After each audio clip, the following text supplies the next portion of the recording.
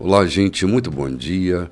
Hoje, dia 23 de novembro, é o quarto domingo do mês de novembro e nós estamos velozmente caminhando para o finalzinho do ano.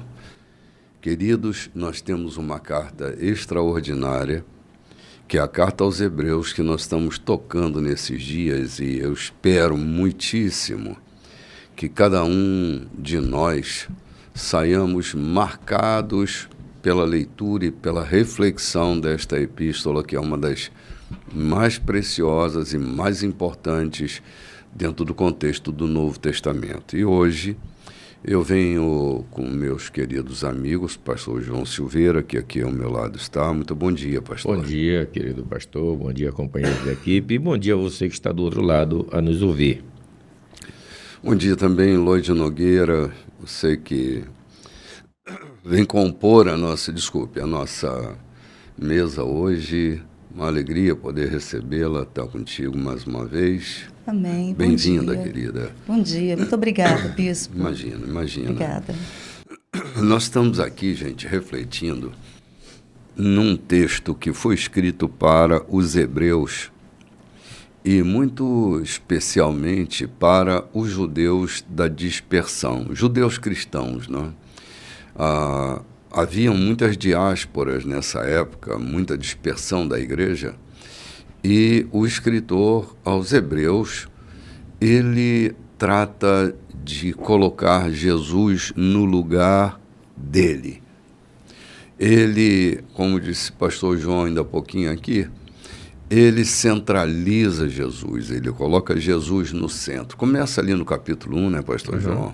Falando sobre a questão dos anjos, como Jesus não tem como ser comparado aos anjos, talvez por causa dessa cultura de idolatrar anjos, né? Havia culto aos anjos, né? Paulo escreve isso em algum canto, dizendo dessa prática de se adorar anjos. Então, talvez para dirimir qualquer dúvida, ele coloca Jesus numa condição que não pode ser comparada aos anjos. Jesus não é um anjo, não é um Miguel, um Gabriel. Jesus não é um anjo caprichado. Ele é o Filho de Deus, ele está entronizado acima de tudo e de todos. Eu acho fantástico esse capítulo 1, ele enche meu coração de uma perspectiva de Jesus muito soberana, muito acima de tudo, né? Depois de ter falado o escrito capítulo 1, o primeiro versículo do capítulo 2, o escritor reafirma o cuidado que temos que ter com o que temos ouvido. Sim. Para que não se desvie de verdades. Para que verdades ou meias verdades, como aquilo que eu digo, os biquinhos de crochê colocados no pano de centro, não venham empanar a presença de Jesus na vida dos judeus. Eu creio que os judeus cultuavam anjos e talvez tinham uma certa razão. Não que isso fosse real, uma razão histórica. Porque quase todos os eventos, ou muitos dos eventos acontecidos no Velho Testamento, foram informações trazidas por anjo, né? Quantas vezes anjos apareceram para Abraão, bateram um papo com ele, confirmaram promessa, para Manoá, pousaram na casa deles, receberam ou incentivaram ele a fazer o sacrifício a Deus. Sim. Depois apareceram na casa de Ló, para retirar Ló e sua família do perigo do incêndio. Apareceram na casa de Manoá depois, ou na lavoura de Manoá, trazendo uma notícia muito boa sobre os filhos de Manoá. Então, a presença de anjos era muito comum no meio dos judeus. Sim. Aquele anjo que Jacó viu subindo e descendo a escada, né? Lá em Betel. Enfim, isso talvez, depois de uma miscigenação louca, quando as 10 tribos foram quase dirimidas pela opressão síria, ficou apenas a tribo de Judá e a de Benjamim, como hoje são realmente remanescentes. Muitas culturas foram criadas a partir da cultura deles. Então o escritor aos Hebreus pega o primeiro capítulo e para nós também isso é muito válido, né? Lógico que está na Bíblia, porque é para nós, que a gente não cultue anjos, porque anjos são seres a serviço de Deus e dos homens, e não são seres a serem adorados. É o que ele bate massivamente no primeiro capítulo. Sim. E no capítulo 2 em diante, ele vai nos dar a orientação, especialmente aos judeus, e que também nos serve, a importância de Jesus Cristo em toda a lei, em tudo o que aconteceu entre os judeus, direcionava para Cristo, não é isso? Sim. E esse capítulo, esse versículo primeiro, ele começa advertindo, dizendo, a gente tem que atentar para não ser enredado por meias verdades, para não nos desviarmos das verdades originais que estão diante de nós. E é muito comum a gente começava celebrando o culto, cantando hinos, orando, pregando a mensagem, já se introduz uma série de coisas no culto que não tem nada a ver com louvor e adoração. É isso que o escritor está falando aqui. Não pegar esses enfeites e colocar na borda da essencialidade que é o culto a Deus. Sim. E vamos lá no capítulo 2, né, Lloyd? Vamos sim. É fundamental que nos apeguemos com firmeza ao que ouvimos, para que não nos desviemos. Se a antiga mensagem entregue pelos anjos era válida e ninguém podia desprezá-la, acham que podemos nos arriscar a desprezar a última? Esta magnífica salvação? Antes de tudo, ela foi entregue pelo Senhor em pessoa e depois cuidadosamente transmitida a nós pelos que dele a ouviram. Durante todo este tempo, Deus a estava confirmando com os dons do Espírito Santo, todos os sinais e milagres, conforme decisão divina. Muito bem, vamos dar uma paradinha aqui. Essa colocação dele nos faz pensar de que há marcos, João, que não podem ser removidos. Há coisas que não podem ser substituídas, serem ocultadas, porque elas são estruturais. Eu moro num apartamento que em todas as paredes está escrito assim: não abra um vão, porque as paredes são estruturais. Se você abre um vão, você corre o risco do prédio todo desabar. Então, há coisas na estruturação da nossa fé que, se a gente tocar, porque elas são estruturais, é possível que tudo se desabe. Então, a colocação de atenção deles, né, é fundamental que nos apeguemos com firmeza ao que nós ouvimos, porque até então nós tínhamos uma tradição oral, né? Não tinha escritura, não tinha texto escrito, né? Os apóstolos não tinham escrito coisa nenhuma. Então, por essa oralidade, ele diz, aquilo que nós ouvimos e guardamos com firmeza, isso é para estruturar a nossa fé. Então, não dá para a gente estar mexendo em determinadas coisas. Não é que a gente não queira, é porque não se pode. Não se pode mexer. Tudo que faz parte da estrutura não dá para mexer, é perigoso. O perigo é que tudo se rua, que tudo caia. Então, pensemos, porque como bem você citou, pastor João, a gente tem visto tantos movimentos hoje em nome do Evangelho que não tem nada a ver com o Evangelho. Há tantas questões hoje sendo utilizadas como mecanismo de culto que não tem absolutamente nada a ver com culto a Deus. Tem a ver com um circo, tem a ver com um teatro, tem a ver com uma apresentação, mas não tem a ver com a essência do Evangelho. E o escritor aos Hebreus vai centralizar Cristo no meio do culto. Sem ele não há culto, sem ele não há vida, ele é o centro de tudo. Tudo se move a partir dele. E parece que é um recado para a gente não ficar mexendo nessas coisas, né? Não fica tocando nessas coisas. Há cultos hoje, desculpe a minha crítica aqui, há cultos hoje que nem se percebe se Deus está ou não está. Porque é tanta alegoria, é tanta loucura, é tanto penduricalho, como você chama, é tanto penduricalho, que se Deus está presente ou não está, nem percebo. Porque essa liturgia cultica, ela está tão cheia de agregações, não é? Que a gente não sabe distinguir se é culto a Deus, não é culto, o que é isso aqui, né? É um show, é um teatro, não é? O que de verdade está acontecendo, não é? Eu não quero julgar ninguém aqui, mas eu quero fazer a citação do que eu ouvi há 50 anos atrás de um missionário português, um pastor, que sempre vinha nos visitar e trazia uma mensagem muito agradável. E eu lembro de uma das mensagens dele, foi o Machado de Eliseu. Uhum. Eliseu reúne os seus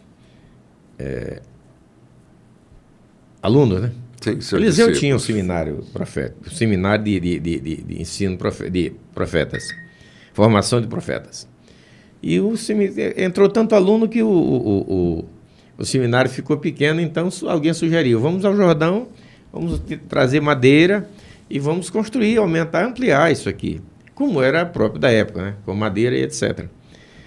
E, entre tantos, um deles estava lá junto com eles, de repente estão cortando madeira e o machado do cara cai na água. Segundo a versão desse nobre amigo, Rogério Ramos Pereira, saudosa memória, é possível que aquele cidadão não tenha se dado por conta ou que o machado havia sacado do cabo, ou ele se deu por conta, mas não queria ser tido como incapaz ou descuidado por não ter percebido ou não ter acunhado bem, como chamamos, o machado no cabo. Uhum. Então ele continuou ali, fazendo o movimento, apenas martelando, como se estivesse cortando. Descascando madeira com cabo, levando pancada no braço por conta da falta da reverberação do golpe, e nunca se deu por conta até que alguém o desperta e diz: ei, teu machado caiu na água. E ele se dá por conta, ou faz que se dá por conta e diz: ai, profeta, o machado não era meu. Então ele diz: o machado não é seu, o seu é o cabo, é a teologia que você aprendeu, é a administração, é o sistema. Mas o que faz o corte é o Espírito Santo de Deus. É Ele quem provoca o corte, é Ele quem provoca, quem derruba o homem do pecado, quem agrega. Mas o machado não era seu, você não tem o machado, você só tem o cabo. Um cabo sem machado fere, mas não corta, né? Fere, mas não corta. É possível, eu não estou querendo julgar aqui, que em muitos lugares onde se diz cultuar a Deus, estamos cultuando só com o cabo, com a técnica, com a forma de fazer, com os enfeites, com qualquer outra coisa, mas o machado já está caindo na água há muito tempo. Uhum. Eu recebi uma carta a convite há poucos dias para participar das festividades de uma igreja, e no longo texto da carta dizia assim: e teremos a presença de grandes homens de Deus que trarão para nós ensinamento, etc, etc.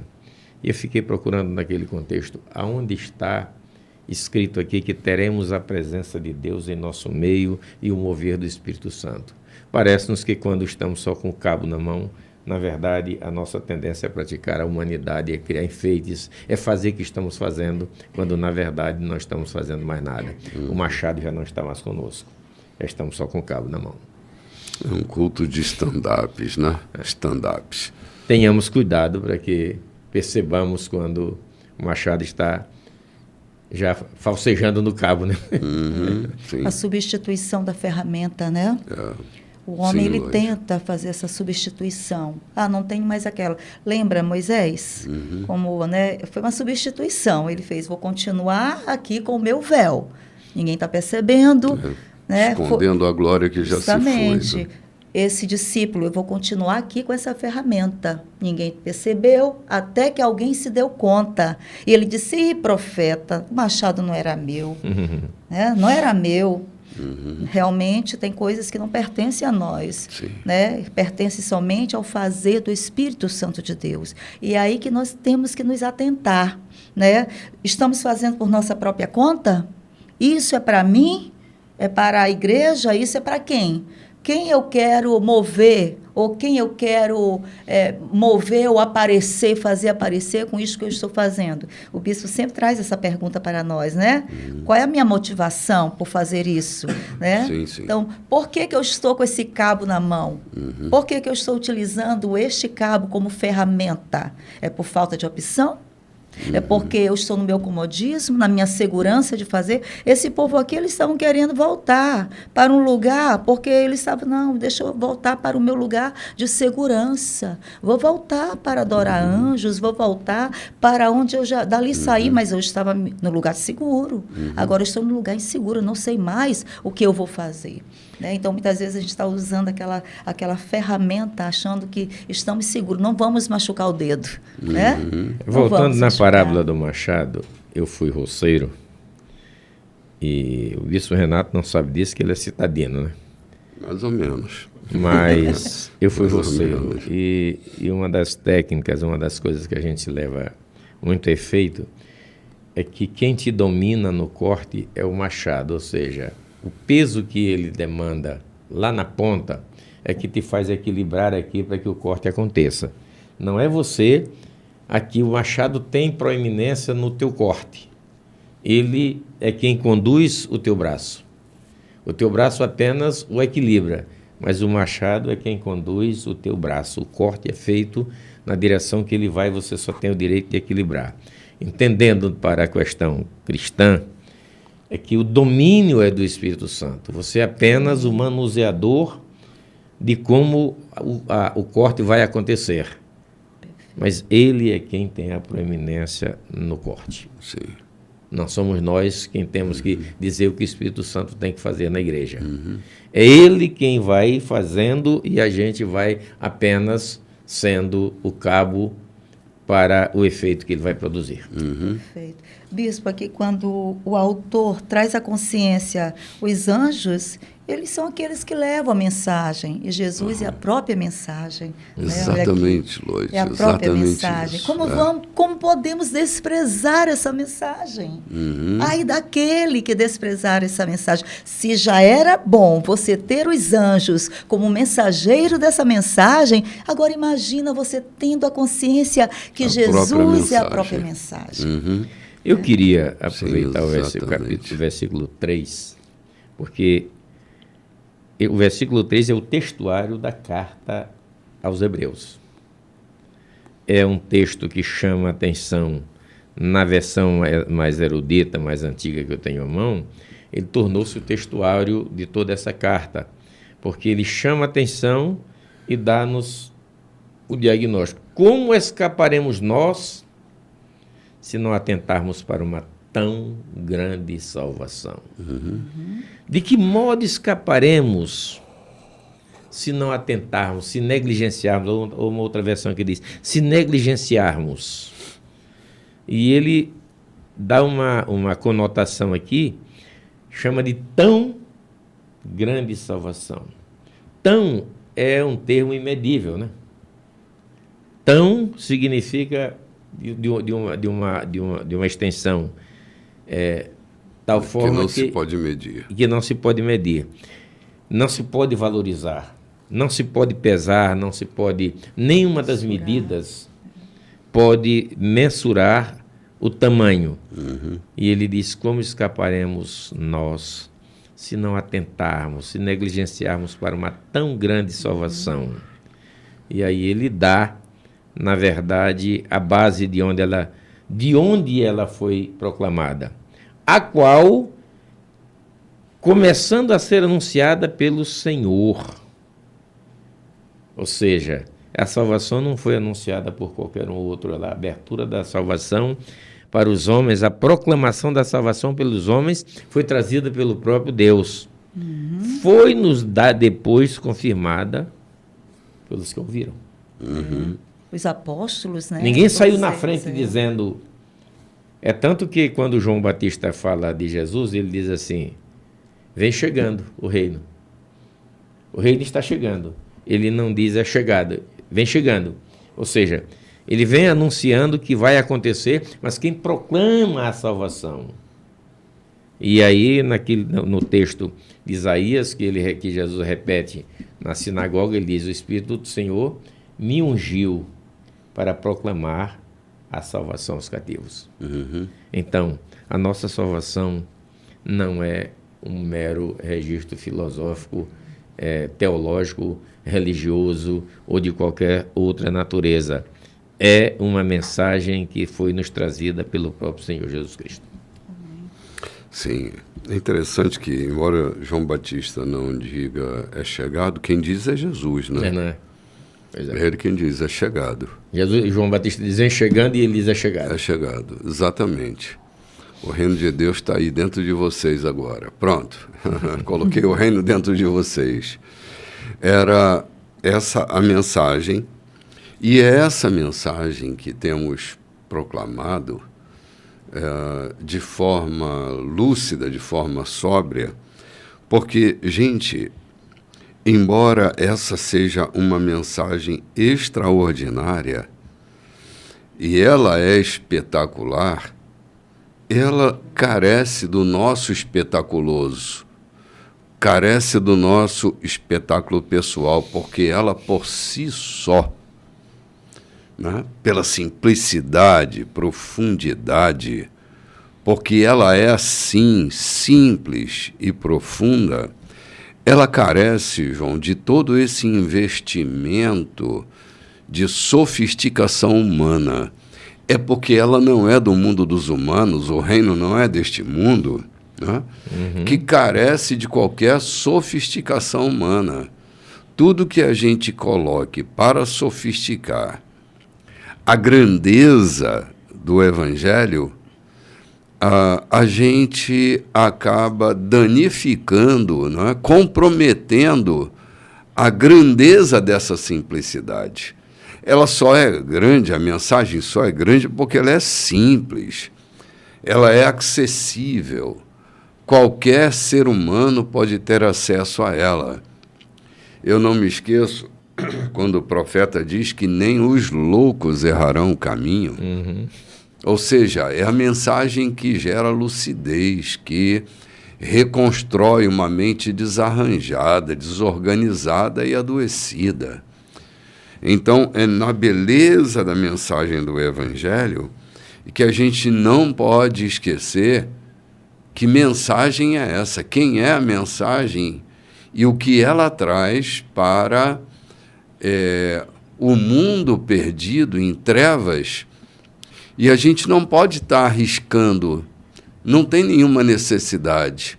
A mensagem é Cristo, Cristo é o centro da mensagem, Ele é a própria mensagem, e é isso que o escritor aos Hebreus vai deixar claro para essa gente que está no meio da dispersão, né? Gente por todos os lados, e essa carta vai circular agora. Constatando, né? Sim, sim, sim.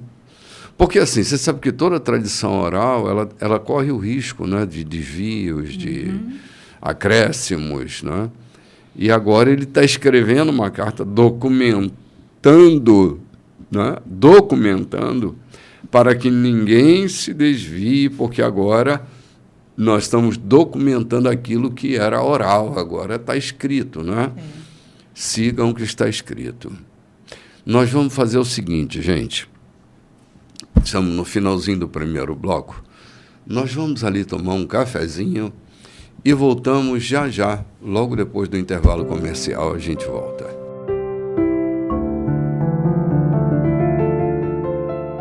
Gente, que textos maravilhosos esses, né? O escritor dos Hebreus, ele... eu tenho dito, João, que ler o texto da carta aos Hebreus, desconhecendo o livro de Levítico, a gente fica muito pendurado, né? Porque era muito comum para eles o livro de Levítico, mas Se a gente desconhece os fundamentos do livro de Levítico, a gente fica muito à deriva quando lê a carta aos Hebreus, né? Mas olha só o que ele diz nesse versículo 5. Deus não encarregou os anjos da salvação de que estamos falando. Cara, isso para mim é tão severo, tão sério, né? A salvação não veio por um anjo. A salvação veio pelo próprio Deus, pela encarnação do Verbo, pela presença do próprio Deus, manifesto na natureza humana chamada Jesus, mas não foi um anjo encarregado, não foi um anjo de primeira grandeza. Jesus não é um anjo de primeira grandeza. Ele é o próprio Deus encarnado, né? Logo no início ele fala dessa perfeição da encarnação divina, né? E agora ele vai lá. Vamos lá, Lorde, ao verso 5. Eu queria parar aqui para ver, para mensurar a beleza e a responsabilidade que está sobre os nossos ombros como humano. Veja que o Cristo encarnado proclama a salvação e não foi confiada aos anjos proclamá-la. Uhum. Antes os profetas proclamaram, eram homens. Uhum. Hoje ela é proclamada pelos seus servos, pelos crentes, pelos cristãos, por aqueles que amam a sua vinda. Responsabilidade dos homens. Ou seja, nessa categoria estamos classificados como superiores aos anjos, porque essa missão, essa tão grande salvação não foi anunciada, não foi dada a responsabilidade de ser anunciada e transmitida por anjos, mas transmitida por aqueles que a ouviram. E a gente falava aqui, ela foi ratificada pelos que a ouviram. Quando ele diz, foi anunciada pelo próprio Cristo e depois ela foi ratificada pelos que a ouviram. E a gente falava em off disso aqui. Como foi ratificada? Acha que Estevão morreria simplesmente por uma convicção religiosa? Se a salvação não tivesse sido algo intrínseco na vida de Estevão, ele submetia a ser apedrejado diante, não foi só a morte, mas a vergonha que lhe era exposto, o escárnio que lhe era provocado naquele momento. Se fosse uma ideologia religiosa, será que Estevão não abriria a mão daquilo? Mas não, ele morre ratificando a salvação que Cristo anunciou. E o escritor aos Hebreus diz aqui, e ela foi confirmada pelos que ouviram. Não era uma ideologia, né? Não era uma ideologia, ou não é uma ideologia. É, na verdade, uma tão grande salvação que nós temos a responsabilidade de comunicar àqueles que não a conhecem, que não a possuem. Vamos lá, querida. Deus não encarregou os anjos da salvação de que estamos falando. A Escritura diz: o que é o ser humano para que te preocupes com eles? Por que desperdiçarias tempo te preocupando com eles? Tu os fizeste quase tão importantes quanto os anjos, deslumbrantes com a luz da aurora no Éden. Depois deste a eles responsabilidade sobre o mundo que criaste. Quando Deus os designou responsáveis sobre tudo, nada foi excluído. Mas ainda não vemos todas as coisas debaixo da jurisdição humana. O que vemos é Jesus, feito quase tão importante quanto os anjos, e então, pela experiência da morte, coroado muito acima de qualquer anjo, com uma glória deslumbrante, com a luz da aurora no Éden. Naquela morte, pela graça de Deus, ele experimentou plenamente a morte no lugar de cada ser humano. Muito bem, que pancada é essa, né? Essa substituição da queda de Adão, né? O último Adão assume essa natureza humana caída, João, para a restauração. Quando João diz que nele somos feitos filhos de Deus, ou fomos feitos filhos de Deus, é que essa substituição, Jesus é o grande conector entre os homens e Deus novamente. É aquele que entregou a sua vida em substituição. Sua morte foi substitutiva. foi a justiça de Deus feita. Era a entrega de um Adão, a entrega do último Adão, aquele que nasce à semelhança do primeiro, mas que cumpre a vontade do Pai e vai até o fim, para que por meio dele nós também nos tornássemos filhos de Deus. A recuperação, só lembrando aqui, quando a gente fala de redenção, a palavra Éden está no meio da palavra redenção. Redenção foi o que Jesus fez, é isso que o escritor aos Hebreus está lembrando. Esse movimento de volta ao Éden, a recuperação do gênero humano, enxertando nessa videira, como diz João no capítulo 15, né? Enxertando esse homem na videira, tornando agora como parte da videira principal. E esse movimento ele foi feito pelo Cristo, não foi feito por anjos, não foi feito pela boa vontade dos homens, não é? Foi o último Adão morrendo em substituição ao primeiro Adão. Estou usando uma linguagem mais paulina, mas para justificar o que o escritor aos Hebreus está dizendo aqui. O sacrifício perfeito. O sacrifício perfeito. Cabal, eficaz, não houve outro. Os sacerdotes, eles precisavam sempre fazer o sacrifício, né? Todo o tempo fazer, principalmente por eles mesmos também, né? Aí vem Jesus trazendo essa proposta. Ele era o sacerdote e o sacrifício. Ele vai dizer que ele é o nosso sumo sacerdote, né? Aquele que, ao mesmo tempo que faz o sacrifício de si mesmo, não é? Entregando a sua vida pela nossa vida. Uma substituição perfeita. Era plano divino. Eu digo que isso corria em segredo de justiça. Ninguém sabia, nem os profetas. Isaías, né, que é o profeta messiânico, nem ele tinha muita clareza sobre isso. O que ele diz no espírito da profecia, mas talvez não tivesse a noção clara do que estava por vir. O que ele anunciava como uma mensagem. Agora, a própria mensagem encarna, não é? A mensagem não é um discurso, a mensagem é uma pessoa, é a pessoa divina que assume a natureza humana para restaurar, para regenerar, e para produzir redenção a todos os homens. Aleluia. Devolver todos os homens à condição do Éden, como diz aqui os escritores hebreus. Né? Nessa batalha por escrever, tirar da cabeça dos judeus, dos hebreus, de que os anjos, apesar de serem seres celestiais, mas não têm poder sobre a salvação, não tem nenhuma ingerência, eu fico lembrando que quando o homem peca, Deus não coloca Deus coloca anjos para vigiarem o jardim. Mas quando vem a redenção, os anjos desaparecem do cenário, né? Eles estão ali para guardar o jardim. Mas quando a salvação, a redenção é prometida, os anjos desaparecem do cenário da salvação. Ela é entre Deus e os homens. Sim, a mensagem se anuncia, né? É a própria mensagem que se anuncia. O autor deixa claro, não foram os anjos que morreram por nós. Exatamente. Foi Jesus. Tremendo. E vamos lá, vamos avançando aí. Eu fiquei aonde mesmo, gente? 10. Versículo 10. Faz sentido. Faz sentido que o Deus que iniciou tudo e que tudo preserva, agora conclua sua obra, tornando perfeito o pioneiro da salvação através do sofrimento, enquanto ele conduz todas essas pessoas à glória.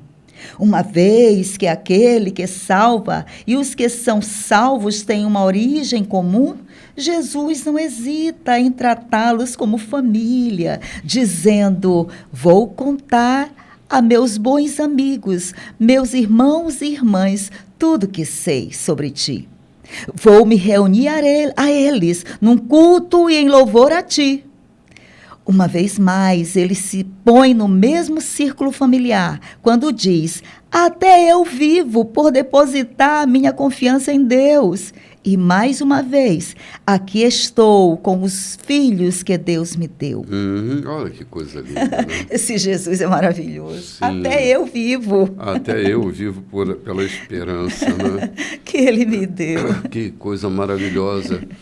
É ver essa humanidade misturada de tal maneira que nós o reconhecemos como a expressão exata do ser divino, não é?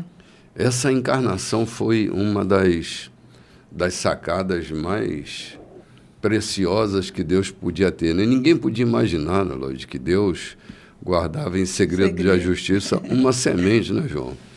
Essa semente que foi preservada lá no Egito. E interessante é que Deus vai usar José para preservar a semente que estava em Judá. Judá não tinha a mínima ideia, né?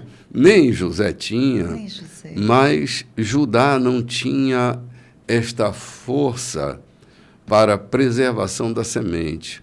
Foi na história de José que Judá é preservado e a semente preservada, né? Mas foi na história de Judá também que José é preservado.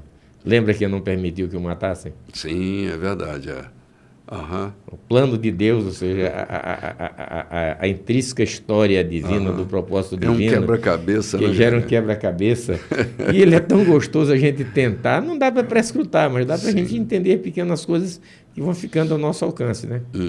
Judá preserva José, e José preserva a linhagem de Judá para que a salvação chegasse até nós, né? Sim.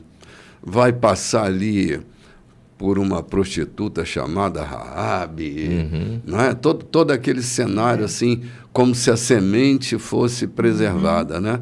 Ainda mais quando Jesus nasce, né? Que Herodes vai se enfurecer e mandar matar todos os meninos de 2 anos para baixo.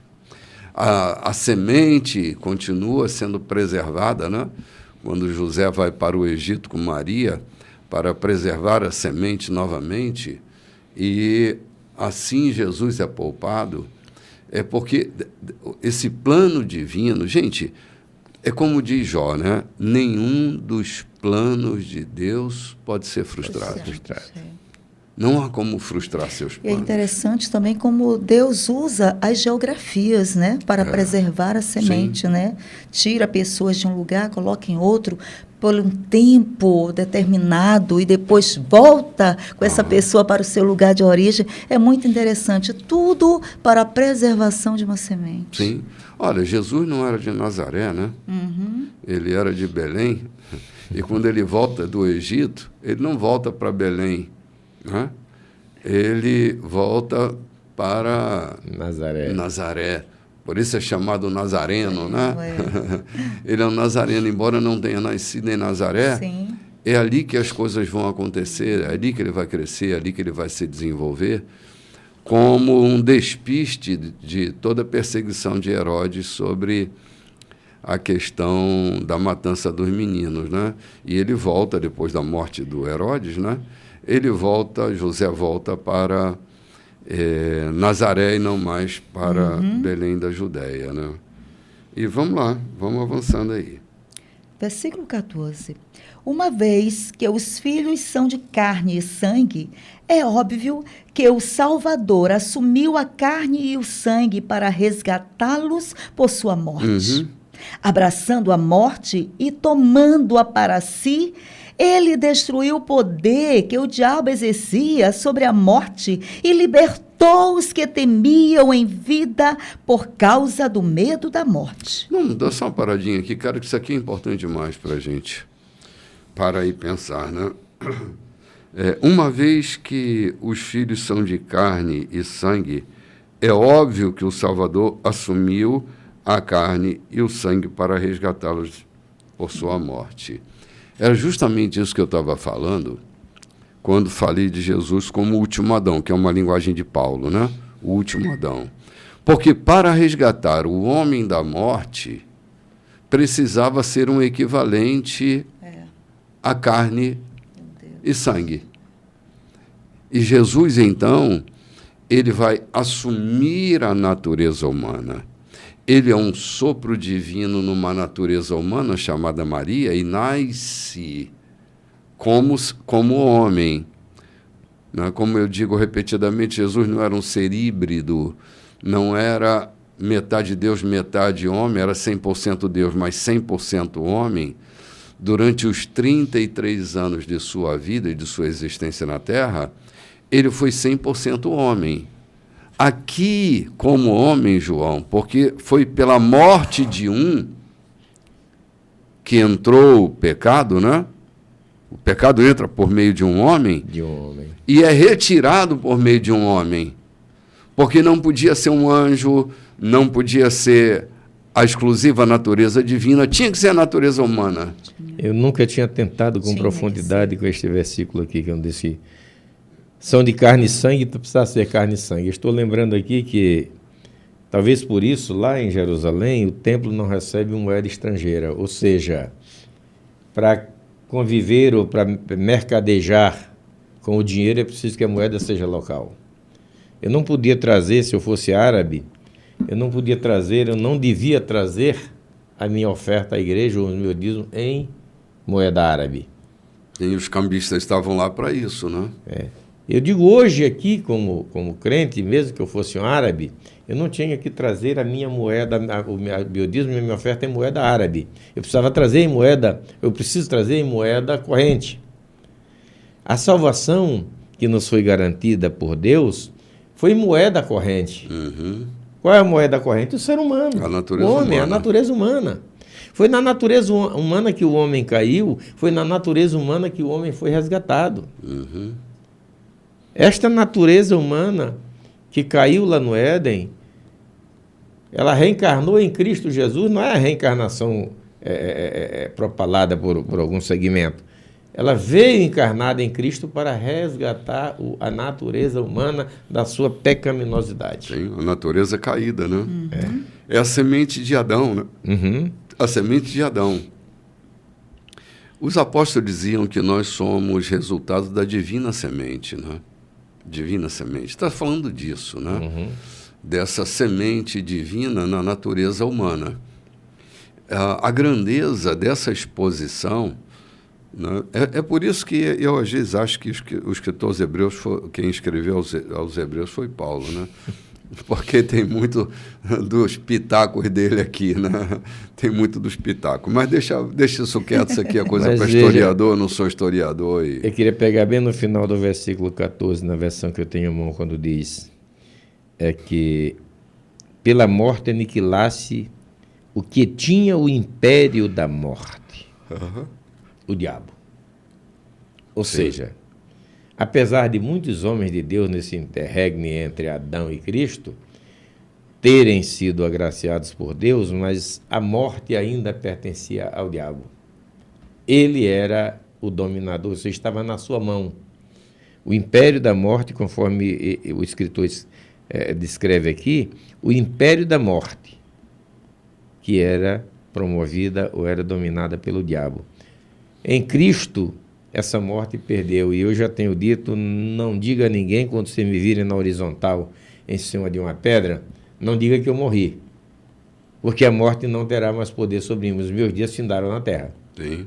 A morte não tem poder, porque, segundo o texto bíblico aqui, o império da morte foi aniquilado pela ressurreição de Jesus Cristo. Onde está a morte, a tua vitória? Onde está a morte, onde está o teu aguilhão? Jesus ressuscitou. Ou seja, a morte foi vencida pela vida. Não é que eu não vá deixar este corpo mortal, este corpo finito. Agora, não pelo poder da morte, mas pela própria natureza humana, que está escrito um dia o homem nascer e depois findar a sua vida. Sim. Quando terminar aqui, no céu vai continuar. Quando findar na terra, o eco no de céu aleluia, vai continuar. Que coisa maravilhosa, né, cara? A compreensão vai chegando, a mente vai se abrindo e a gente vai indo a conhecimentos reveladores, né? E é isso que o autor pede, né? Abra essa mente, né? Ele fala muito isso, tenha essa mente aberta para não se tornar igual a esses que pereceram no deserto. Né? Sim, sim. O grande resgate, né, cara? O grande resgate.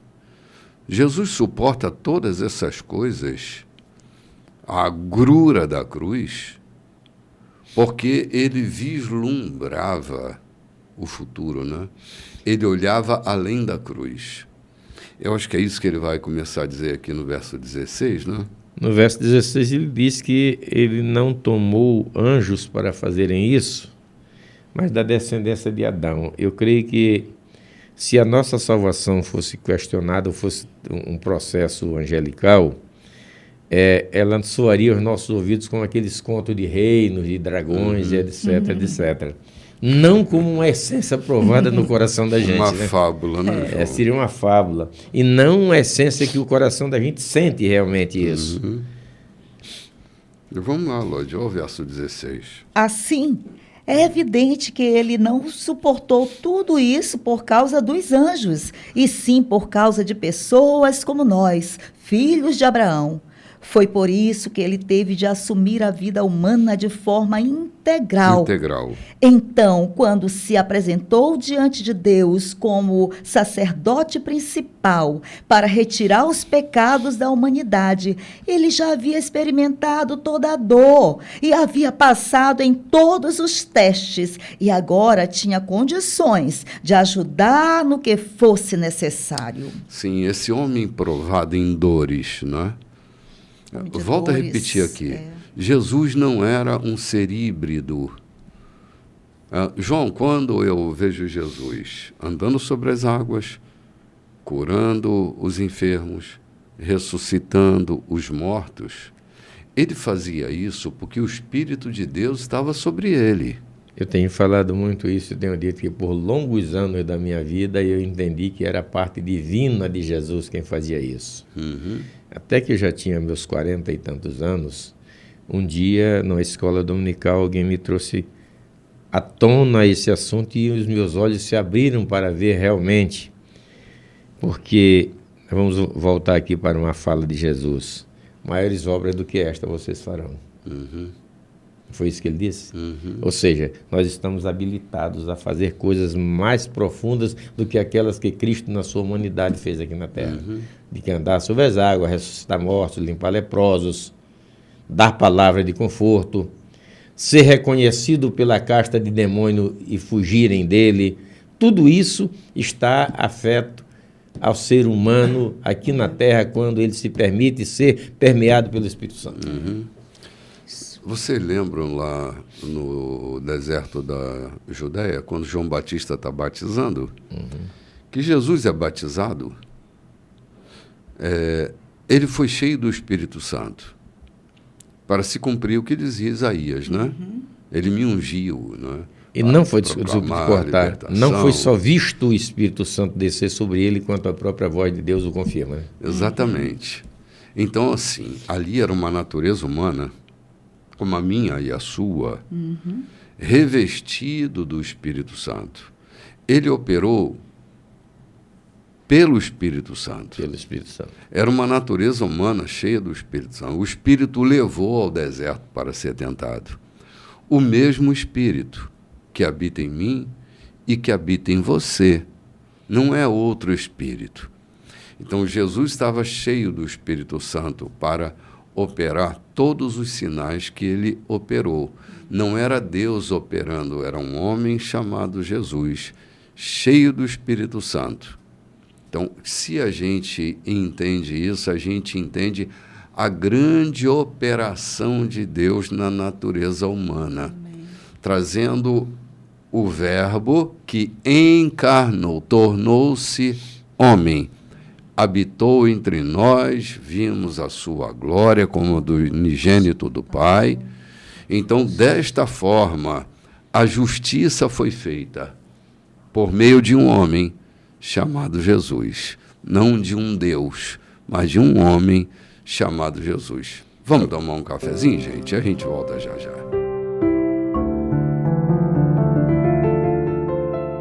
Gente, que texto maravilhoso. Agora a gente vai entrar no capítulo 3 da carta aos Hebreus, né?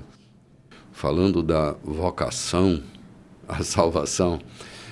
João, eu me lembro de uma palavra de Jesus, lá no deserto, quando ele diz: o homem não vive só de pão, mas de toda a palavra que procede da boca de Deus, disso viverá o homem. A palavra vocação nasce da palavra voca. Voca, de onde vai surgir a palavra vogal, vocalize, back vocal, voca, é palavra, é voz, né? Há uma salvação que procede da boca de Deus. Quando um homem é vocacionado, ele segue essa voz que procede da boca de Deus. E nisso o escritor aos Hebreus vai revelar que nós que fomos vocacionados à salvação, há uma voz, fomos falados por Deus, fomos ditos por Deus para o mistério da salvação. Olha que texto lindo. Vamos lá, Lloyd. Portanto, prezados amigos cristãos, companheiros nesta vocação até as últimas consequências, olhem com muita atenção para Jesus. Ele está no centro de tudo em que cremos, pois foi fiel em cumprir tudo que Deus ordenou. Moisés também foi fiel, mas Jesus tem maior honra. O construtor tem mais valor que sua obra. Toda casa tem um construtor, mas o construtor por trás de tudo é Deus. Moisés fez um bom trabalho na casa de Deus, mas foi um trabalho de servo, deixando as coisas preparadas para aquele que haveria de vir. Cristo, o Filho, tem a responsabilidade da casa. Muito bem. Olha aqui, cara, que coisa fantástica. João, eu já sublinhei aqui na minha Bíblia. Ele está no centro de tudo em que cremos. Se a nossa fé é cristocêntrica, se Cristo está no centro de tudo que temos, estamos no caminho certo. Agora, se nós estamos casados com a graça e flertando com a lei, nós não estamos no caminho muito certo. Porque sobre a lei, o escritor acaba dizendo: Moisés foi um servo. Ele não era a mensagem, ele não era o centro. Ele era um servo. Ele foi chamado para escrever aquilo que seria o aio, o condutor. Né?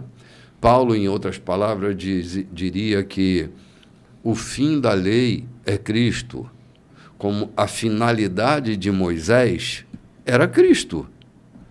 Por isso, Cristo está no centro de tudo que nós cremos.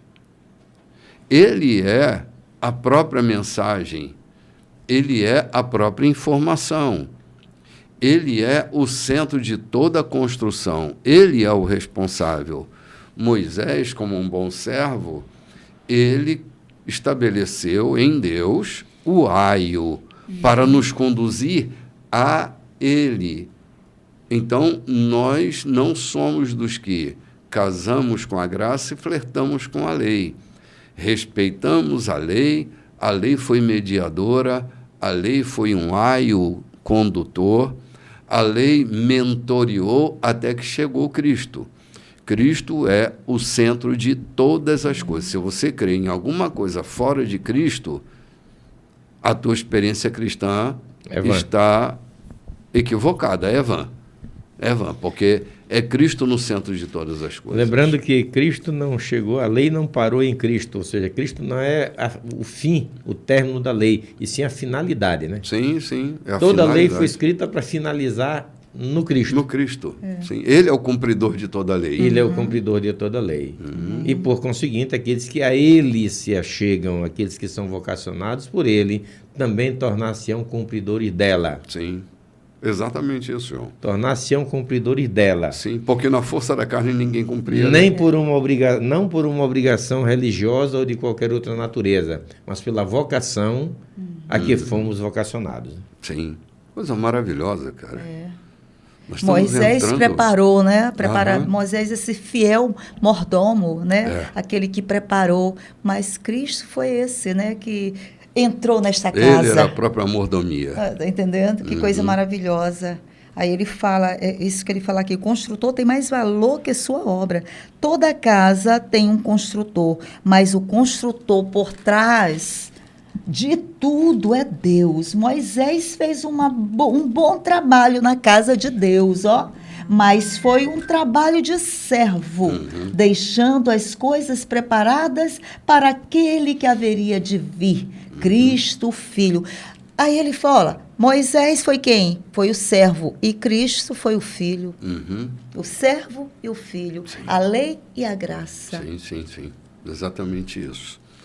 Que coisa maravilhosa nós estamos nos deparando aqui, né? Quem tem maior honra? A edificação ou aquele que edificou? Aquele que edificou. É o que o escritor está dizendo aqui, que o construtor tem mais honra e mais poder do que a casa construída. Eu fico pensando, entristecido, porque tantos lugares a gente é convidado, a denominações inteiras aí, que fazem todo ano uma festa para celebrar um templo construído. Quando aquele construtor, talvez aquele pedreiro que construiu, que botou tijolo sobre tijolo e rebocou, hoje esteja passando dificuldade financeira, passando fome, e a igreja prefere fazer um banquete para celebrar a obra que foi feita por aquele homem e não celebra aquele homem que fez aquela obra, porque às vezes está passando dificuldade. Eu estou falando de coisas que são bem plausíveis e bem patentes aqui aos meus olhos, tem acontecido, eu tenho visto bem de perto. Dar-se valor ao inanimado, ao estátil. E um dia os discípulos fizeram isso com Jesus. Passando, disseram, mestre, olha o que Salomão foi capaz de fazer. Olha esse templo, olha a Olha beleza. essas pedras aí, olha o corte dessas pedras. Essa madeira veio do Brasil para fazer essa coisa. Veio do Brasil, eles não sabiam que era do Brasil. Veio de uma terra tão distante. Que coisa linda, e Jesus disse, vocês estão impressionados com esse amontoado de material de construção? Isso aqui daqui a 33 anos vai virar um montão de ruínas. Vai ver que é pedra sobre pedra que não seja derrubada. E essa construção que nós somos, né, Bispo? Feita por esse construtor, né? Que trabalhou em nós por dentro e por fora. Né? É o que o autor está falando aqui, que Esse construtor que fez essa construção toda, nós somos essa construção. Sim, né? Pedro diz que o templo é feito por pedras vivas. Pedras vivas é uma metáfora para falar de gente. Né? Então, o verdadeiro templo não é um auditório feito com capricho. É a reunião dessas pedras que vivem que constrói um templo, seja numa praça pública, seja dentro de um auditório, de um galpão, de um tabernáculo feito. A igreja é essa gente. O povo que Deus resgatou é pedra viva, é sacerdócio real. Sacerdócio real não eram as pedras e aquela construção que João acabou de citar, que logo ia se ruir todo, né? Ele ia ser derrubado. Não era disso. Jesus estava falando de si e estava falando de uma construção muito mais sofisticada. Ele está falando de gente viva, eu, você e todos aqueles que fomos chamados para essa santa vocação da salvação. Né? Ele nos vocacionou e nos transformou em pedras vivas, que edificadas nos tornamos construção, habitação de Deus, né?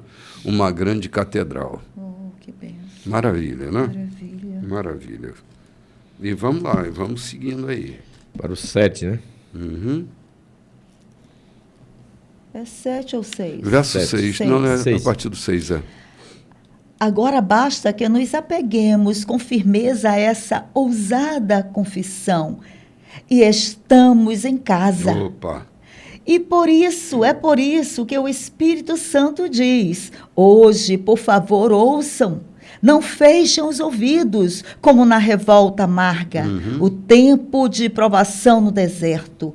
Ainda que eles tivessem observado o meu trabalho por 40 anos, seus antepassados não me permitiram agir do meu modo.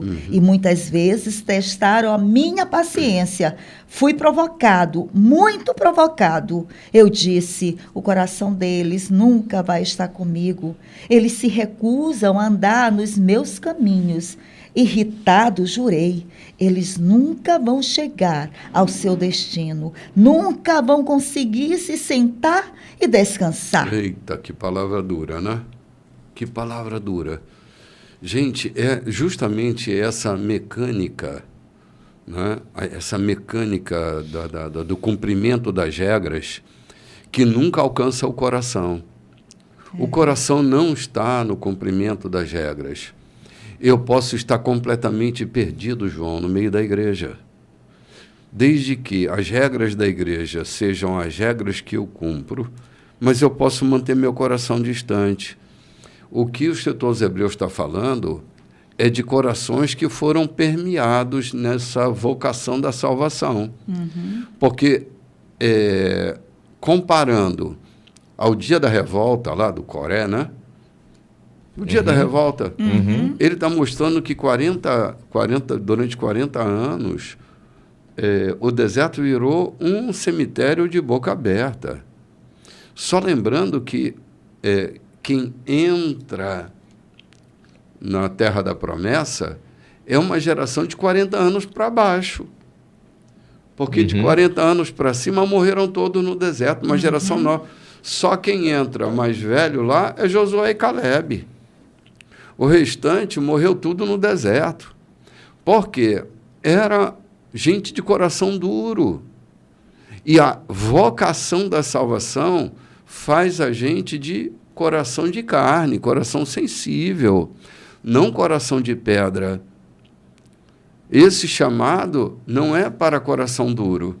Por isso é uma vocação, é uma voz que atende ao comando de Deus. Essa coisa de Deus ter ficado irritado lá no deserto, né? Uma figura de linguagem muito chocante para a gente compreender, mas essa irritação toda foi porque não havia gente vocacionada para a salvação. Era uma gente que se perdeu nas suas próprias loucuras no meio do deserto. E a salvação era o alcance da terra prometida, né? Simbolicamente era o alcance da terra prometida.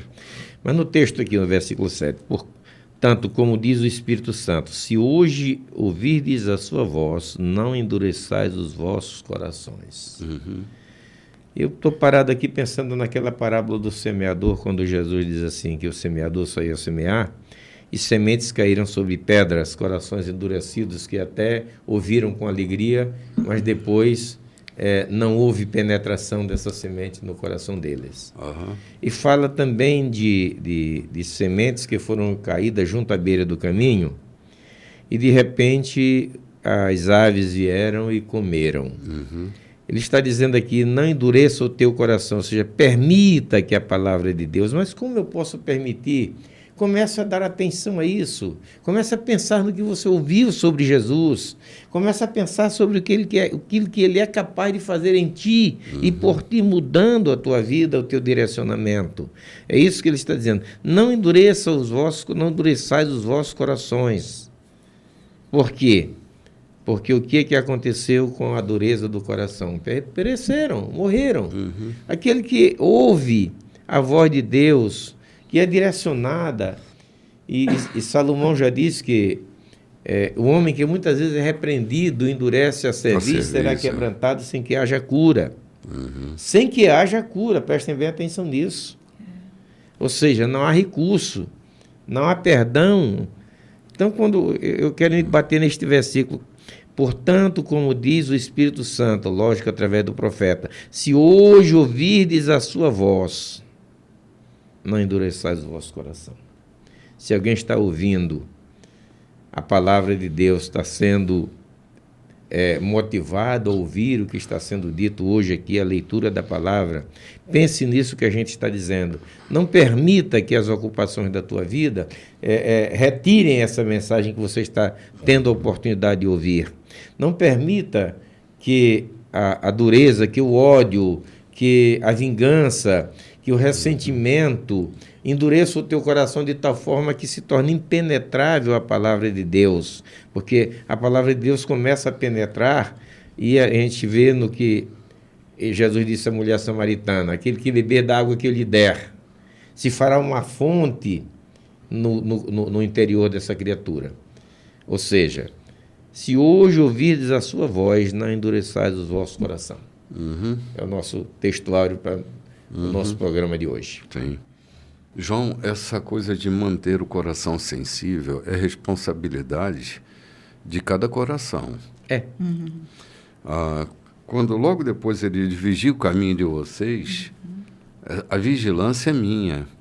Porque assim, é possível que a gente vá se habituando, e Paulo escrevendo aos Coríntios assim: não permitam que o hábito de vocês, que a tradição de vocês, anule a reverência. É possível que a gente se habitue como uma vacina que serve para colocar anticorpos em nós, a gente esteja se tornando gente cheia de anticorpos pela palavra e não uma surpresa para todos nós. O Evangelho precisa nos golpear, a palavra do Evangelho, a Escritura, precisa me golpear toda vez que eu tiver acesso a ela. Me golpear no sentido dela me atingir, dela me melhorar, dela fazer de mim uma pessoa melhor. Porque é isso, se eu endureço o meu coração, e se eu estiver distraído e não vigilante, é possível que eu esteja me distanciando tanto quanto o povo no meio do deserto se distanciou. Eles tinham uma palavra para sair. Talvez tivessem saído cheios de esperança. Mas logo no capítulo seguinte começa uma murmuração, uma reclamação, intrigas, a revolta do deserto e tudo mais. Eles saem com uma palavra e no meio do caminho eles se perdem dessa palavra. Quanto a nós, precisamos manter o coração ingênuo, manter o coração puro, manter o coração doce, manter esse coração infantil do ponto de vista da simplicidade da pureza da criança, não é? Então, é um chamado para nós vocacionados, para nós não nos perdermos pelo meio do caminho. Vamos lá, é o versículo 12 agora, né? Portanto, amigos, vigiem seus caminhos. Certifiquem-se de que não haja nenhuma descrença maligna rondando e que possa desviá-los do caminho, afastando-se do Deus vivo. Pois, enquanto ainda é o hoje de Deus, vigiem um ao outro para que o pecado não os adormeça. Se pudermos manter a firmeza no ponto em que começamos, é o bastante para estar com Cristo por todo o caminho. Estas palavras soam em nossos ouvidos. Hoje, por favor, ouçam. Não fechem seus ouvidos como na revolta amarga. É isso aí. Quem eram as pessoas que se fizeram de surdas? Não eram as mesmas que Moisés tirou do Egito? E quem provocou Deus por 40 anos? Não foram os mesmos que se fizeram de surdos e viraram os cadáveres no deserto? E quando ele jurou que nunca iria chegar ao seu destino, não estava ele se referindo aos que se fizeram de surdos? Eles nunca chegaram lá porque não ouviram e nunca creram. Muito bem. Gente, não ouviram e nunca creram. Sim, escutaram, mas não, mas não ouviram. Ouviram, mas não escutaram. Ouviram, mas não teve uma escuta. É possível. Ele fala da condição do pecado que adormece de tal maneira que a gente acaba se distraindo.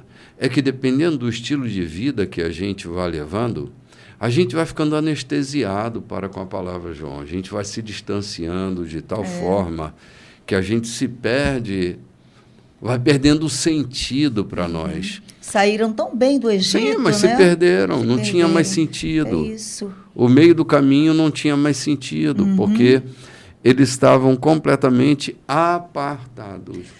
O autor aqui diz que eles se fizeram de surdos. Se fizeram de surdos. Né? Negligenciaram, não deram atenção, né? Não deram o devido valor àquilo que eles estavam vivendo.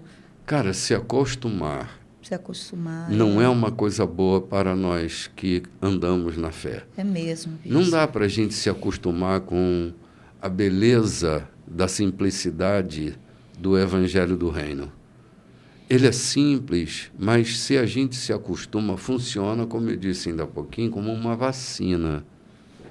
Nos enche de anticorpos e a gente fica imunes à operação do Evangelho na vida da gente.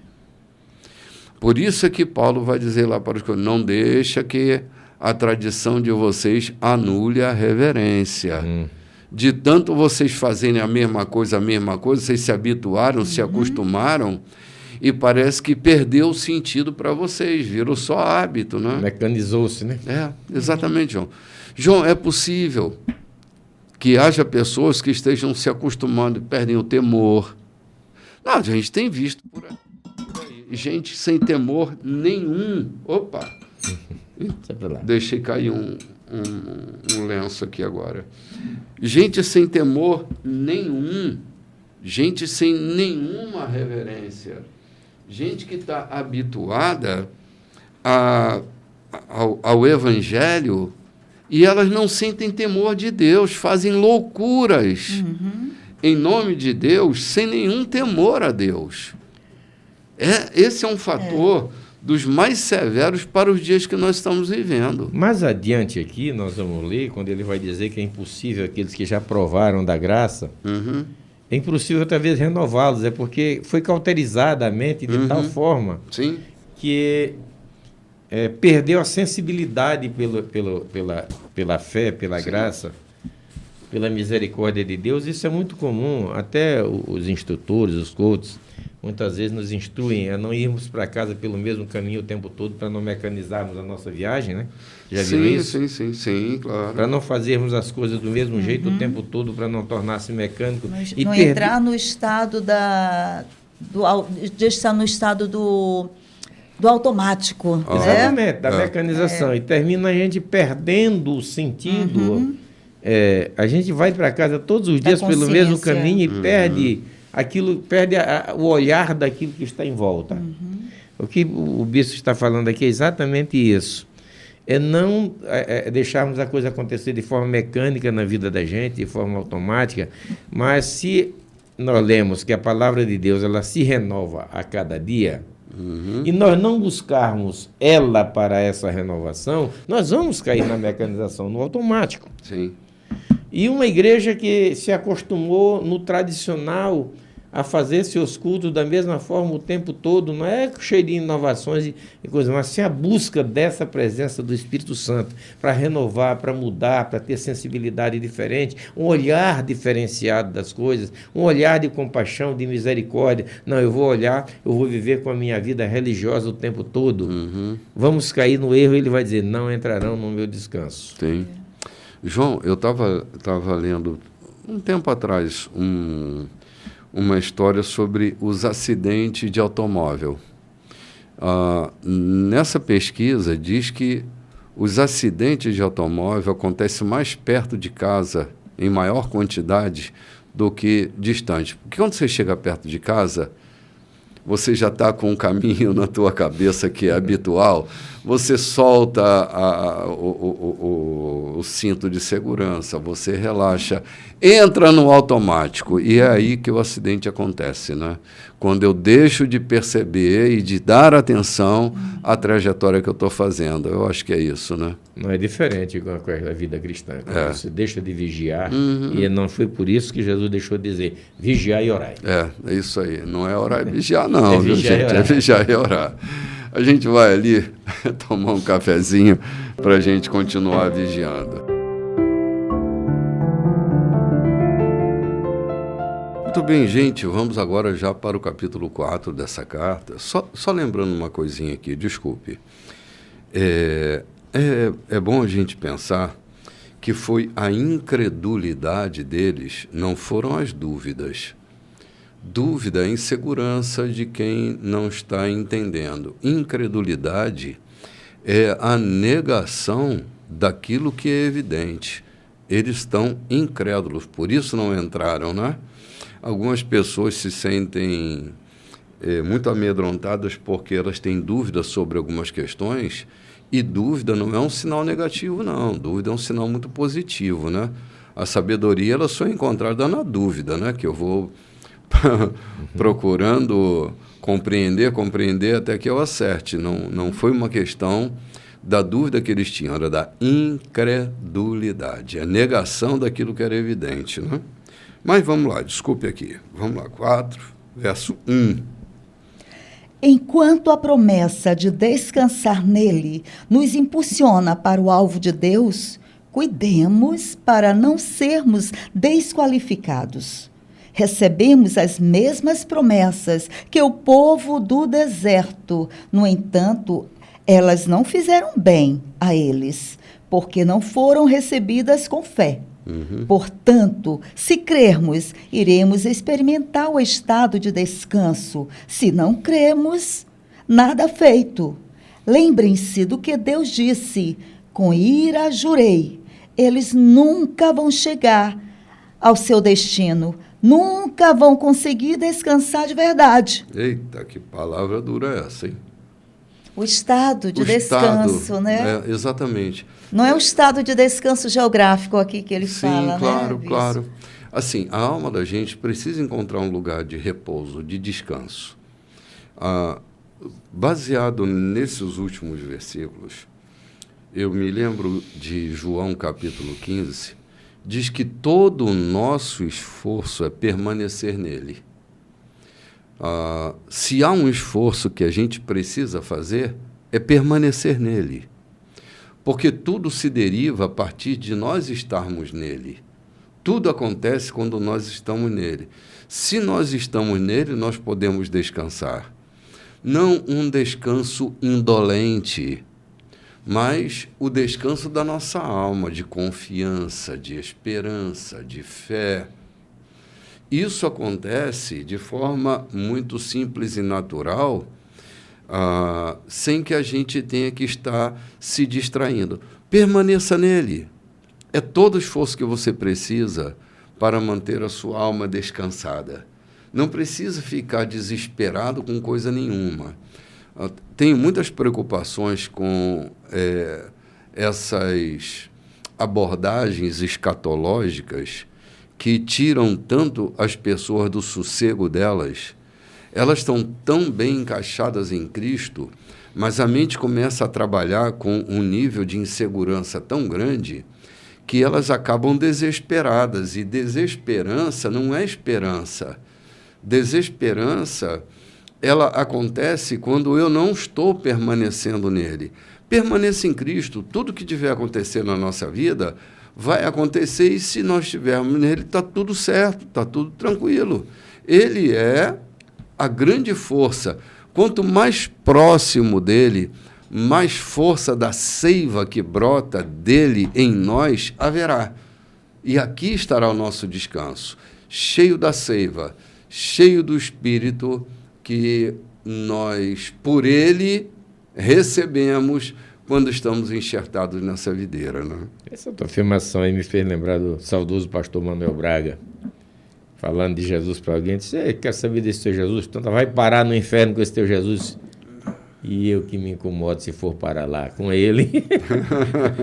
Com ele, até inferno vira céu.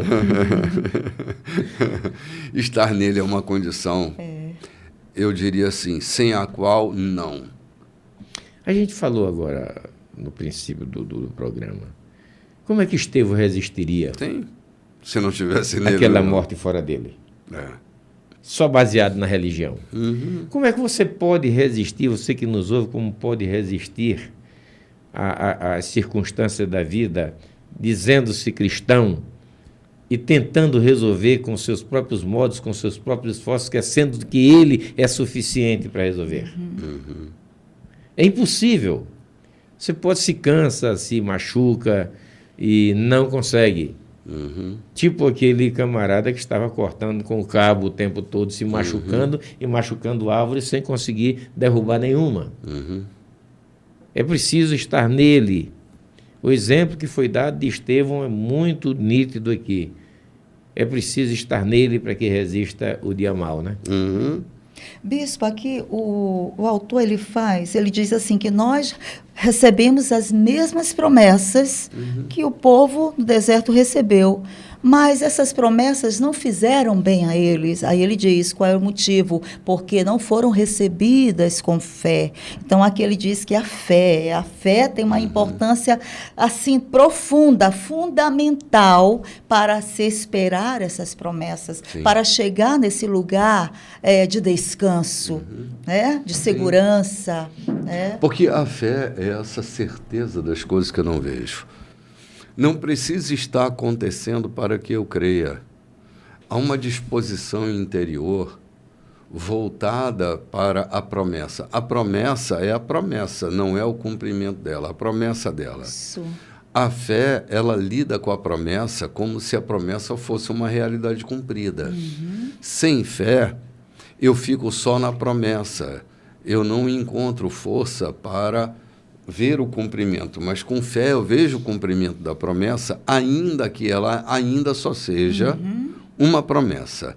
Ainda que seja uma promessa, eu a vejo realizada por fé. Mas sem fé, eu tomo isso apenas como um discurso e não como o cumprimento de uma realidade. A fé é indispensável.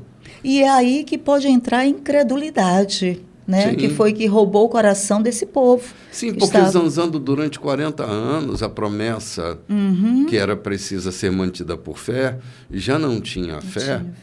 Então ela vai durar 40 anos e 40 anos o sepulcro aberto no deserto levando todo mundo, porque não havia fé.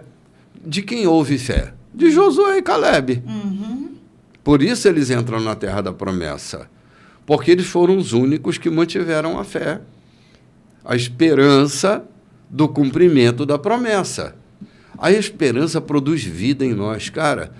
Esperançar é uma das coisas mais importantes para nutrir as nossas expectativas. Verdade. Sem esperança, a frustração toma conta. E a frustração faz a gente se desviar da essência da promessa, do caminho da promessa. Até morremos no meio do caminho. A fé não é aquele movimento, ou não é aquele sentimento emocional que atinge um freio no espinhaço e aquela sensação de que vai acontecer. Não, a fé caminha com tanta tranquilidade. Com emoção, sem emoção. A gente vai pegar um Abraão, quando Deus disse, sai do meio da tua terra e da tua parentela, Abraão percorreu toda a terra prometida, toda a Canaã, caminhando no dia a dia. A fé é algo que opera no dia a dia, na tua caminhada, no teu fazer. Não é uma questão subjetiva que te pega de emoção. É uma certeza da tua caminhada. Tu vai caminhando de fé em fé e vai acontecendo, na verdade. A coisa vai acontecendo. Você vai caminhando e ela vai acontecendo. Você vê cada dia isso acontecendo. Aquele povo que não teve fé, exatamente não creu na promessa, ou seja, a descrição de tudo aquilo está no dia da volta dos espias, né? Relatório dos espias. Moisés chama 12 espias, um de cada tribo, e manda espiar a terra que eles haviam de possuir. E 10 deles chegaram dizendo, não, lá tem gigantes enormes, que nós não somos treinados para a guerra. Lá tem exército valente. Josué e Caleb, é verdade. Tem gigante. Tem homens enormes ali. Mas nós vamos rasgar ele como quem rasga pão para comer. Eu creio que até que ele fez isso simbolicamente mostrando como ele sentia que aquilo ia acontecer. A questão da fé não é não olhar gigantes na tua caminhada.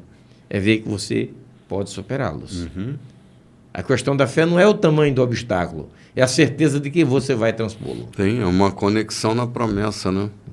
E não é, eu volto a dizer, não é um frio no espinhaço e nem um momento emocional. É uma certeza comum que permeia dentro do teu espírito que você vai caminhar e você vai chegar. E você chega. Não é uma teimosia, né, João? Não é uma teimosia também. Não é uma teimosia. É uma relação de perseverança, porque assim, isso depende muito da dialética do meu interior, né? Por exemplo, se eu tenho fé, eu tenho perseverança, porque eu estou crendo com uma convicção independente das circunstâncias. A teimosia eu tenho certeza que vai dar errado, mas eu não suporto ter que desistir para depois não terem que menear com a cabeça dizendo, olha aí, ó. Né?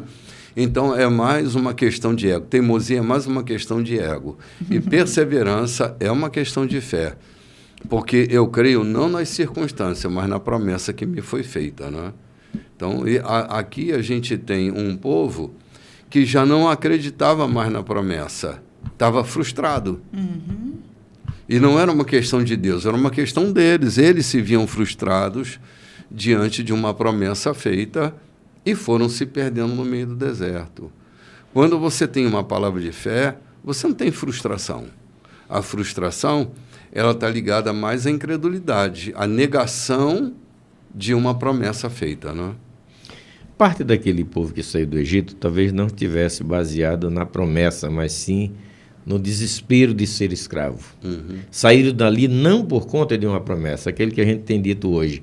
Há muita gente que está na fé não com a esperança de alcançar a vida eterna, ou porque a vida eterna é boa, mas o medo do inferno, o medo dos pavores do inferno lhe achaca de tal forma que ele vai à crença, vai à fé, vai à religião, não por uma esperança ou por uma garantia, ou por a beleza da vida eterna, mas muito mais pelo medo do inferno que ele é descrito como horrorizante. Né? Aquele povo que saiu do Egito, eu volto a repetir, talvez parte dele, uma boa parte dele, não saiu do Egito intencionado em chegar na terra prometida, mas pelo pavor que estava sofrendo da opressão do Egito. Sim. Então quer dizer que mesmo se esse povo chegasse à terra prometida, eles não entrariam em um descanso. Porque estavam com suas almas carregadas exatamente do pesado Egito.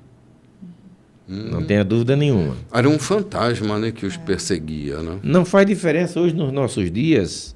Há muita gente que vem a Cristo não pelo que é Cristo, mas por aquilo que ele pode proporcionar. Eu vou a Cristo não pelo Salvador que ele me representa, mas pelo socorro que eu preciso para o momento. A angústia da minha alma, o meu desespero me faz procurar a crença, procurar a igreja e procurar a fé. E não deve ser isso. Você deve buscar Jesus por quem é Jesus. E nessa certeza de que ele é Jesus, ele proverá, na verdade, socorro para as tuas angústias. Muito bem, dona Lloyd. Que texto maravilhoso esse que a gente tocou, né? Nós estamos indo agora para o verso 12, é isso? Nós estamos no verso 3, não é? 3. 3. Ai, desculpe, eu já me antecipei. É do outro capítulo. Deus fez essa promessa, embora tivesse cumprido a parte dele antes da fundação do mundo. Em algum lugar está escrito, Deus descansou no 7º dia, tendo completado sua obra. Mas outro texto diz, eles nunca vão conseguir descansar de verdade. Portanto, essa promessa ainda não foi cumprida. Os antigos não chegaram ao lugar de descanso porque foram desobedientes. Deus continua renovando a promessa e estabelecendo a data de hoje, como fez no Salmo de Davi, séculos depois do convite original. Hoje, por favor, ouçam, não fechem os ouvidos. Essa promessa ainda é válida. Ela não foi cancelada no tempo de Josué. Do contrário, Deus não continuaria renovando a promessa para hoje. A promessa de chegada e descanso para o povo de Deus ainda está de pé. Deus mesmo está neste descanso. E no fim da jornada, descansaremos com Ele. Portanto, permaneçamos firmes e chegaremos ao local de descanso. Se não houver desobediência, não haverá desvio. Ele também está associando desvio à desobediência, né?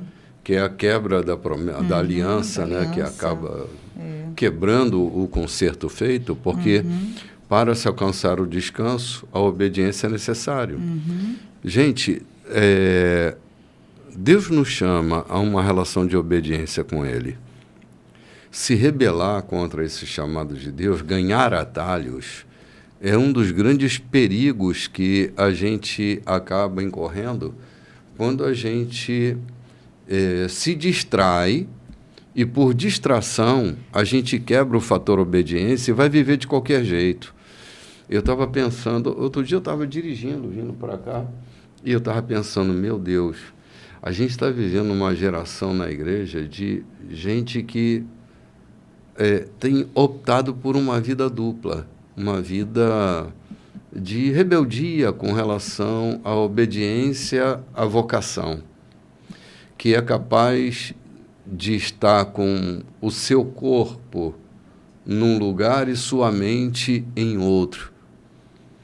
E isso é um perigo. A gente precisa estar integralmente nessa jornada que Deus nos convoca para a vida. Estando nós onde estivermos, nosso corpo e a nossa mente precisam estar num só lugar. Quando o povo judeu estava lá no deserto com o corpo, mas a mente estava no Egito, a mente estava em outro canto, menos ali no chamado, né, para o cumprimento da promessa, eles vão se desviando. E o desvio se dá na mente. A grande cegueira da gente não está no globo ocular, está na mente da gente. O campo de batalha, né? O campo de batalha, exatamente. Então, não tem sossego, não tem paz, não tem descanso, não tem coisa nenhuma. Porque a mente fica desassossegada. E com a mente desassossegada, com a alma desassossegada, a desobediência é o caminho mais curto para se evitar essa aflição de uma alma cansada, desconectada do chamado para a vocação. Lembrando que a desobediência não é simplesmente uma rebeldia contra aquilo que foi dito, é a negligência também é desobediência, né? No caso aqui, é muito mais a negligência do que a rebeldia. A rebeldia ali foi punida. No deserto houveram 2 rebeldias que foram punidas, ou 3, né? A de Datã e Abirão, a de Coré, e aquela de Miriam, da insubmissão de Miriam e Arão. Foram rebeldias que foram punidas. Mas ele fala da desobediência, que é exatamente o descaso com aquilo que deve ser feito. Desobediência pode ser caracterizada pela negligência, pelo descaso, pelo não preço por aquilo que deve ser precificado. Então, aí entra a desobediência. E ela é um fator muito crucial para a ruína, para a queda, para a desgraça, na verdade. Parece que a queda está mais próxima, né, João? Eu ouvi de alguém, o bispo falou de pessoas que estão aqui, o coração está aqui e a alma está ali. Eu ouvi de alguém há pouco dia dizendo, é mais fácil, é muito preferível você viver perto de um homem que peca do que de um crente falso, um crente mentiroso, um crente dúbio. Sim. É preferível viver com um homem que notadamente é pecador, é pecaminoso e se assume. Está mais próximo da luz do que aqueles que pensam que estão na luz, né? Que estão na luz. Sim. O próximo passo de cada um é a treva que ele carrega e o outro a luz que ele está distante dela, né? Eu li um livro de um rabino que dizia que estar na escuridão é estar mais próximo da luz de quem está na luz. Quem está na luz, o próximo passo é a madrugada fria e escura, né? E quem está na escuridão, o próximo passo é o romper do dia. Então, eu acho que essa analogia de João é bem pertinente. Um cristão assombrado pelas suas angústias, ele é muito mais perigoso do que alguém que está em plena escuridão, né?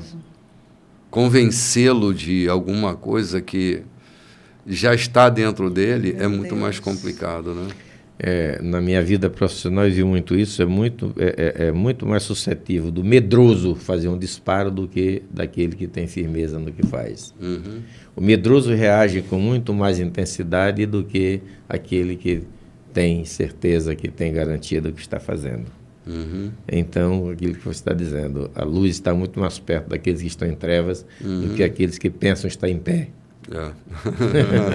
É por isso que Paulo diz, né? Quem pensa estar de pé. Pensar estar de pé não é estar de pé. Eu posso estar caído há muito tempo pensando que eu estou de pé. E já não estou há muito tempo, né? Então, essa é uma questão séria para a gente pensar, né? Uma coisa que eu percebi aqui nesses textos é que o autor fala desse tempo que é hoje, né?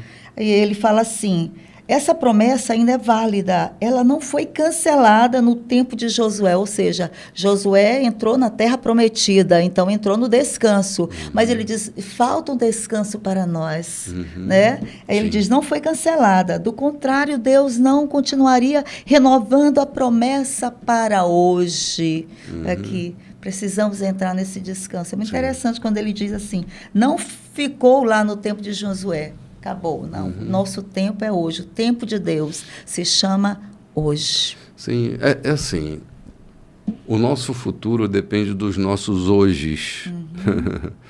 É o que nós estamos fazendo hoje, e amanhã é o que nós estaremos fazendo hoje do amanhã, e é como estamos construindo o nosso hoje. A gente não pode estar desatento de maneira nenhuma ao que está acontecendo hoje, porque a vida depende disso, né? Do dia de hoje, mais o dia de hoje de amanhã, mais o dia de hoje de depois de amanhã. É na construção do nosso hoje que tudo acontece, porque a gente não tem amanhã, a gente só tem hoje. Então, como eu executo a coisa hoje, é que vai gerando sentido na minha vida, né? E eu lembrei da pregação do bispo, quando o Senhor pregou sobre os campos estão brancos para a ceifa, que esses apóstolos não estavam atentos, que já estava no momento da colheita. Estão esperando daí a 4 meses, mas justamente, já está tudo acontecendo. Mas hoje estava ali diante deles. Jesus está apontando para o campo dos samaritanos e eles ainda estão olhando, porque ali é uma grande metáfora que Jesus usa, né? Eles estão olhando para um futuro e a coisa já está acontecendo. Lembra que todos os discípulos são judeus, eles estão interessados na pregação para os judeus. E os samaritanos, já chegou a hora dos samaritanos, eles não estão vendo. Hoje chegou. Na versão que nós temos diz, o campo dos samaritanos está pronto. E estão ainda no campo dos judeus. Há coisas, Jorge, que já estão acontecendo na nossa vida e nós não estamos nos dando conta. Isso é sério e a gente precisa parar para pensar, né? Então, que a gente construa um hoje melhor. Amém. Que hoje seja vivido de uma maneira plena, que a gente tenha plena consciência de onde a gente está, qual é a vocação que nós fomos alcançados por essa vocação, o nosso chamado para a vida eterna. Amém. Então, é hora de viver a eternidade? É já. Quando nós falamos de tempo, a Elode falou, o tempo de Deus, eu entendo, talvez fazendo aqui um aforisma, o tempo de Deus é Cristo. O tempo de Deus é Cristo. Lembra que o Paulo disse que desde antes da fundação do mundo, ele já havia nos resgatado? Então, o tempo de Deus é Cristo. Amém. O tempo de Deus em nossa vida está em Cristo. Amém. Estar nele é estar no tempo de Deus. Sim. Permaneçamos nele, né? Amém. Gente, estamos chegando ao finalzinho do nosso programa de hoje. Foi um prazer estar com você nesse dia 23 de novembro. E no próximo domingo, querendo Deus, nesse mesmo horário, às 7 horas da manhã, nós estaremos aqui com você com mais um Café com Bispo. Muito obrigado. Tenha um domingo feliz. Logo mais estaremos juntos, querendo Deus, às 18h30, aqui na rua Santo Antônio, número 14, no Recanto dos Vinhais. Forte abraço. Para o qual queremos convidá-lo a estar com a gente, você e a sua digna família. Shalom. Shalom.